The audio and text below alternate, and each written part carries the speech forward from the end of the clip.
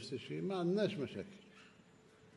المشاكل اللي يجي يخرب لي في بيتي ولأسباب مشبوهة، داخلوا في أمور اللي ما خليناش دول عظمى تتداخل فيها.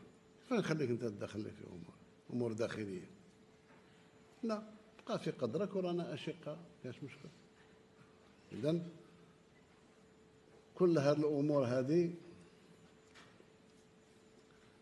تخلينا يقظين وتقريب نصونوا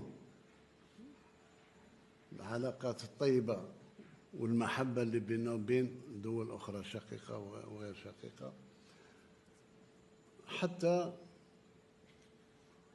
يعني الجهود نتاعي كلها نوجهها للتنمية وباش ما نتقهقرش.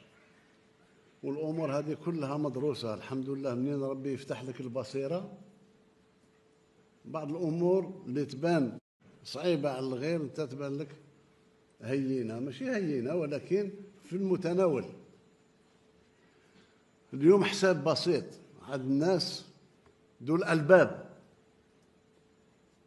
والله عز وجل يقولك يا أولي الألباب، ما يقولكش يا أولي العضلات. إذن اليوم رانا 47 مليون جزائري. تصوروا في استقلالنا هذه 63 سنة كنا 8 ملايين و780 ألف فقط. 47 مليون،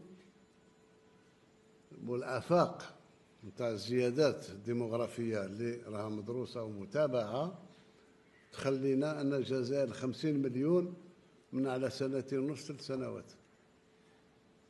50 مليون معناه الشيء اللي كنا نتقاسموه وإحنا 17 ولا 20 مليون 21 مليون صبحنا 50. لازم نخلق ثروات أخرى، لازم استقرار، ندافع على الاستقرار باش نقدر نخدم ونقدر نستثمر ونقدر يكون عندي مداخل أخرى ويكون عندي النفط مليح وما زلنا نبحث عن النفط. إذن احنا أصبحنا اليوم نستهلك الشيء اللي راه منتوج، رغم الزيادة ورغم هذا زيادة سنوية، ولكن تقدم. هذه هي الضريبة نتاع التقدم.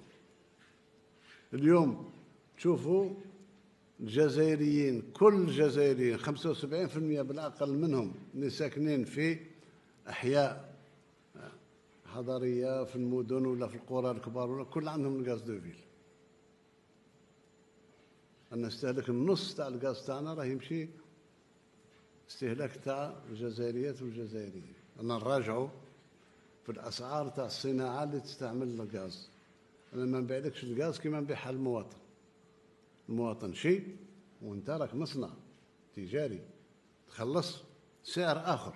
ما نقولكش خلص سعر لهم يخلصوه الأجانب لأن نبيع لهم الغاز، ولكن أكثر من الشيء اللي يدفعوا للمواطن. نفس الشيء بالنسبة للمياه، نفس الشيء بالنسبة لكذا. إذن كيفاش نزيد نوفر المياه الصالحة للشرب، كيفاش نزيد نوفر مناصب شغل، كيفاش نزيد نوفر الدراسة والطب وكذا المواطنين والمواطنات كلهم.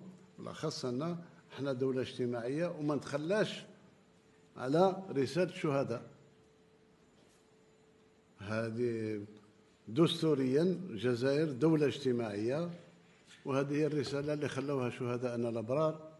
نبني، رفضنا السلاح ونستشهد من أجل بناء دولة اجتماعية